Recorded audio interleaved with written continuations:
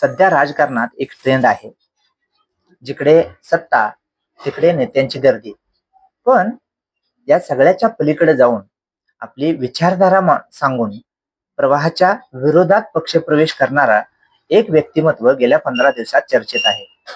आणि हे व्यक्तिमत्व म्हणजे गेल्या 26 वर्षापासून ज्याने पवार घराण्याची एकनिष्ठता दाखवली ते पिंपरी चिंचवडचे माजी महापौर आणि राष्ट्रवादीचे कट्टर नेते प्रशांत जगताप. या व्हिडिओत आपण प्रशांत जगताप यांच्याविषयी बोलणार आहोत. कारण गेल्या 26 वर्षापासून राष्ट्रवादीशी एकनिष्ठ असणारे प्रशांत जगताप हे प्रवाहाच्या विरोधात गेले आणि काँग्रेसमध्ये त्यांनी प्रवेश केला. त्यांनी काँग्रेसमध्ये केलेला प्रवेश कितपत योग्य आहे? भविष्यात त्यांना याचा फायदा होईल का, की त्यांची राजकीय कारकीर्द संपून जाईल? अशा अनेक प्रश्नांची उत्तरे आजच्या आपल्या या लयभारी व्हिडिओमध्ये आपण पाहणार आहोत. पण अजूनही तुम्ही आपल्या लयभारी या युट्यूब चॅनलला सबस्क्राईब केलं नसेल तर लगेच सबस्क्राईब करा आणि बाजूच्या बेल आयकॉनला सुद्धा क्लिक करायला विसरू नका, जेणेकरून असेच लयभारी व्हिडिओ सगळ्यात आधी तुमच्यापर्यंत पोहोचतील. नमस्कार, मी विवेक मिठारी आणि तुम्ही पाहताय लयभारी.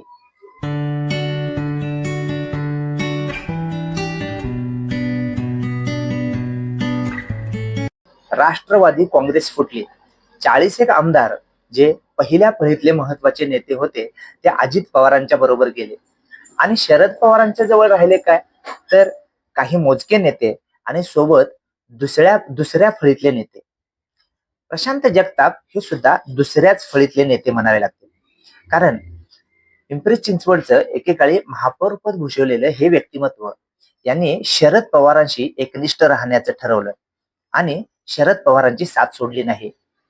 नगरसेवक, महापौर पद इथपर्यंतच्या प्रवासात त्यांनी तिथल्या तळागाळातल्या कार्यकर्त्यापर्यंतच जाळं तयार केलं होतं आणि हेच जाळं शरद पवारांच्या बाजूनं उभं राहिलं.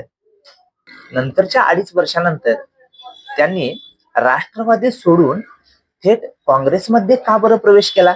तर याचं कारण ते सांगतायत की भविष्यात दोन्ही राष्ट्रवादी पुन्हा एकत्र येत आहेत आणि म्हणून आपण काँग्रेस निवडली. तर मंडळी, खरं सांगायचं तर आता एखादा नेता सगळ्यात चांगला पर्याय म्हणून भाजप किंवा त्या खालोखाल शिंदे गटाची, शिवसेनेची निवड करतायत. पण काँग्रेसची निवड करणे हे खरंच राजकीय आत्महत्या ठरू शकेल का? हे तर येता काळच ठरेल.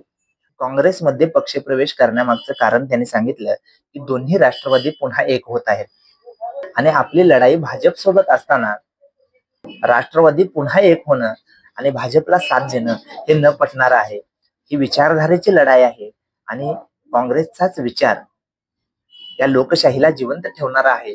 म्हणून आपण काँग्रेसमध्ये प्रवेश करतो आहोत. सध्याच्या गलिच्छ राजकारणाचा विचार केला तर अशी विचारधारेची लढाई लढणारे नेते खरोखर शिल्लक आहेत का, असा प्रश्न उपस्थित राहिल्याशिवाय राहत नाही. प्रशांत जगतापांच्या या पक्षप्रवेशाची अखंड महाराष्ट्राने दखल घेतली आणि याचं कारण म्हणजे हा प्रवाहाच्या विरुद्ध असणारा पक्षप्रवेश. आणि या पक्षप्रवेशाच्या निमित्तानं अनेक प्रश्न उपस्थित राहतात की हा पक्षप्रवेश प्रशांत जगताप यांचं राजकीय भवितव्य कुठपर्यंत घेऊन जाईल? भविष्यात त्यांचं काय होईल?